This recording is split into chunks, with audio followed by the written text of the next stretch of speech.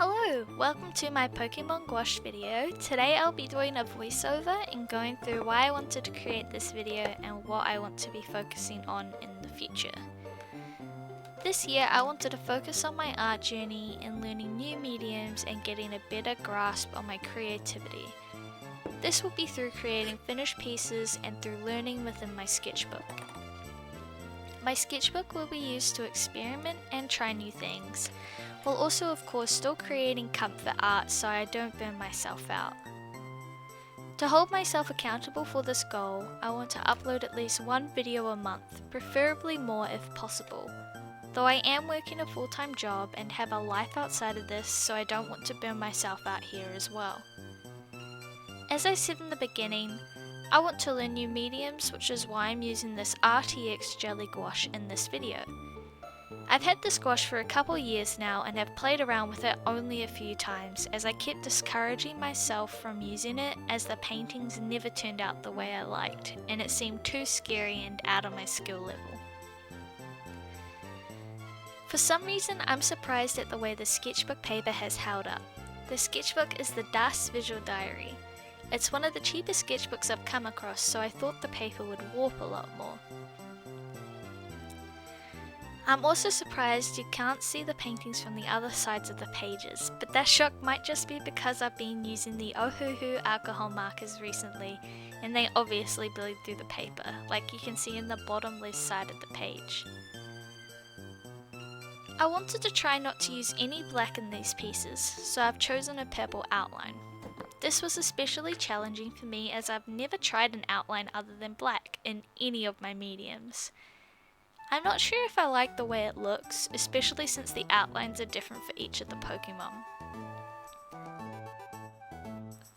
I also chose to paint on the spread directly behind the Ohuhu alcohol marker drawing because I wanted to challenge myself and see if I could cover up the marker bleed through.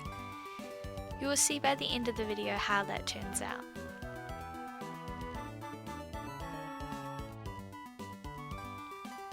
On a different note, I want to talk about my confidence with my art. While being basically a beginner with gouache, I'm not very confident. I believe this will come with time as long as I continue to practice it, which leads me to my next topic, goals.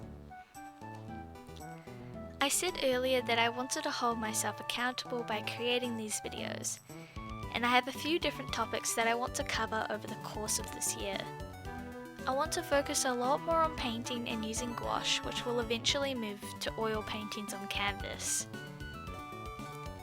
I want to become more confident with the act of painting and mixing colours before I go through and use my oils. Even though I will still be learning and practicing with my oils afterwards, I feel that I should have a better grasp on painting and I won't be wasting as much of a more expensive material.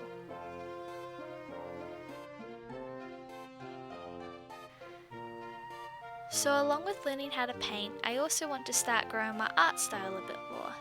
There's a lot of different ways people have explained art style.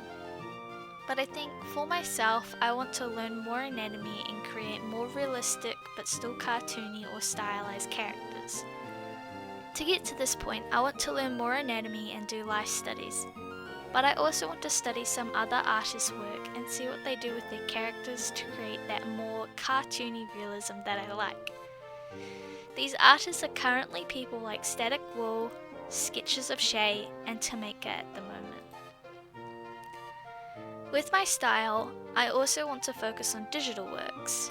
I want to figure out how I like to render characters digitally, as I feel I have very limited experience in this area despite creating a lot of my art digitally in the past. I believe this lack of skill is because I haven't been focusing on the learning aspect, rather than just the finished product. Another thing I want to achieve throughout this year is to create finalized pieces. I don't mind if these pieces are in my sketchbook, digitally, or on canvas. I just want to have an idea and run with it until I have a finished piece. I think this could get tricky if I don't plan out the term finished piece. Sketches of Shay mentioned in one of her videos that a finished piece to her is something that is 80% done, because if you don't stop yourself, you'll just keep continuing to work on it forever. At the moment, I don't know what my 80% finished is, but I'm sure it'll become quite apparent when I start creating more art. Another type of finalized piece I want to create are stickers. This has been spurred on by my partner making and bottling mead and cider, and I've been creating some designs for logos of these bottles, and we're going to print them out and stick them onto them. At the time of creating the script, I've only done some iterations and a potential final piece for the mead sticker, but I have some other ideas for logos I want to do. For stickers to be easy to create and coherent, I feel like they have to have a simple but readable render style along with a clear design. This is where the iteration process comes into play. Having multiple concepts means I can pick and choose which design elements to go for to create the art I like.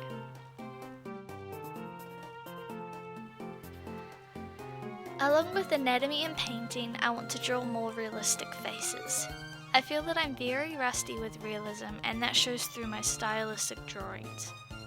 I need to create more art using references and sticking to a more realistic approach when learning.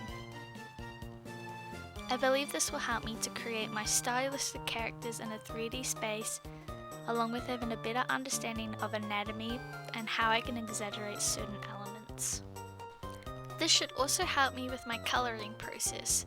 Looking at references and spending time breaking down the colours within an image and trying to recreate that within my realism should help me to exaggerate my cartoony colouring process too. I also need to warm up before I begin creating my art pieces for the day. Usually I just go straight into my art without having moved my hand previously, and then I wonder why things don't turn out the way I like. This doesn't matter if it's digital or on paper, though digital might be good without having to use paper or another sketchbook, at least the majority of the time. To do these warm-ups, I will go onto life study websites. I believe the website we used for studying was the Line of Action website. I'll put the link in the description. These warm-ups will also be short-timed. I only want to get the gesture down and not any detail. I will ideally stick within the 2-minute mark, but preferably 1 minute and 30-second drawings. This should help me to get my hand warmed up for drawing, as well as getting the flow and looseness I need to create my art. Throughout this year, I also want to look at creating character sheets. I studied this at university, and I think it's a great way to not only learn more about a character, but to also keep a consistent approach whenever creating content with them. Currently, I have a few different characters I'm planning character sheets for. Some are within the same world, and I'm slowly piecing a story together for, while others are just cool concepts that I really want to delve deeper into eventually. At the moment, the one story that has me captivated is about a pirate crew and them coming across a big sea monster. I haven't gotten very far into the storyline or world building at the moment, as the characters and sea monster are all just in the conceptual phase, but I'm very excited to learn more about them and create character sheets that express their different personalities. On these character sheets there are a few must-haves. The character, of course, a fully rendered piece of them standing up and their height and everything. An expression sheet. If it's a story, then there must be emotions. Any weapons and assets that are important to a tiny blurb or notes about the character and their personality, so I have it all in one place to look back on when I need it. There's an application that I use that helps with the planning of these character sheets, and it's called Milanote. It's amazing to use for my creative ideas, as I can get photos of Pinterest and put them all on a reference board for easy viewing. I can also add colours with their names to make little colour palettes for characters. I can write notes and join them with arrows to link to certain brainstormed ideas. I currently use the free version and also have the downloaded application, but you can use it through your web browser as well.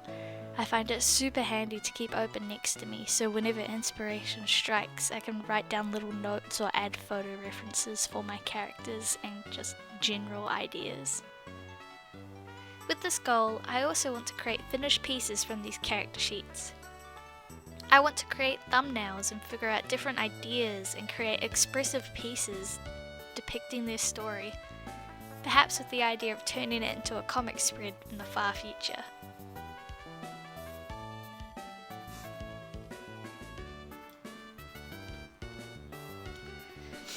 As I mentioned earlier, for the goal of my YouTube channel, I want to post at least once a month.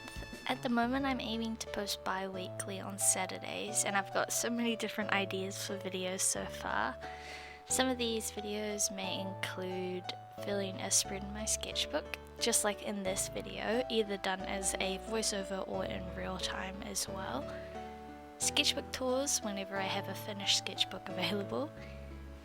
Fan art of my favourite movies or shows by recreating certain scenes to understand how the composition adds to the feel of the scene. Create a character with me, where I create a character based off inputs from prompts or just from my own ideas.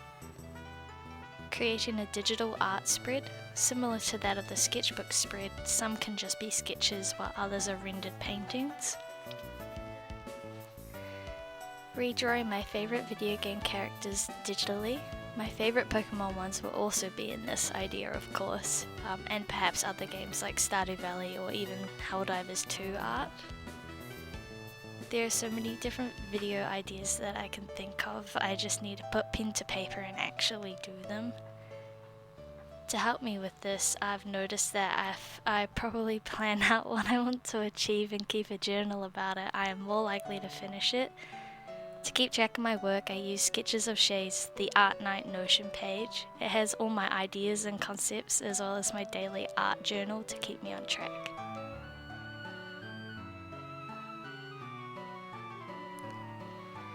And lastly, another goal I have is to finish my sketchbook sooner than my previous one, which hopefully shouldn't be too hard considering that one took 4-ish years. Ideally, I'd love to say that I'll finish the sketchbook within this year, but I feel like that goal may be too tough to complete, so I'll keep the goal within the 4-year mark. Also on the topic of sketchbooks, once I finish this one, I have 2 more that I would like to take a look at using. One of them is the Ohuhu marker pad, 78 sheets specifically. It's a square sketchbook, and after watching Drawing with Waffles for so many years, I think I want to try one. This sketchbook's more expensive than my current one, sitting at 33 New Zealand dollars. The other sketchbook I've been looking at and hearing a lot of good comments about are the Lecterm 1917 sketchbooks. I think I would specifically go for the 120 GSM A5 version, but this sketchbook is very expensive. It sits at 62 New Zealand dollars. So this one will be a very thought out purchase and probably won't happen for a while. I'm actually quite happy with the way it turned out. This full spread took me roughly 5 hours to actually paint it all. I spent a full week working through the editing process, thank you Grim, as well as the painting process, and I'm so glad I did. I don't think I've worked on a single long-term piece since high school, so it was great to get back into that process and then get to see the end piece come together. This is the second time I've painted Pokémon using gouache, specifically using the Arrtx jelly gouache paints. This time went a lot better than the first. I paid attention to how the paint went down onto the paper. It sounds really silly, but I realised that adding a little bit of water made the paint go down a lot smoother. But if I added too much water, then the layer would be too thin and wouldn't accomplish much on the page except for picking up the paint underneath. I was also able to achieve my goal of covering the alcohol marker bleed through by covering it in gouache. I'm so happy about that as well. Overall, I think that it looks quite good and I'm definitely happy with the way it turned out. I'm still a little unsure about the purple liner. I think it looks good against certain colours, like on the Score Bunny in the bottom left, and I think it looks great against the creams and reds of it. And then also on the Bulbasaur on the bottom right, I love it against the blue, but not so much against the green. There's definitely some more fine tuning that I can do in my next pieces, but I'm glad I created the spread and completed it. In future, I'll definitely be using these paints more and learning how to create different pieces like landscapes as well as painting people. I already have a few concepts in mind and I've already begun planning them out. Thank you so much for taking the time to watch this video, and I hope you enjoyed the painting process even if it was a bit chopped up. I'll see you in the next one. Bye!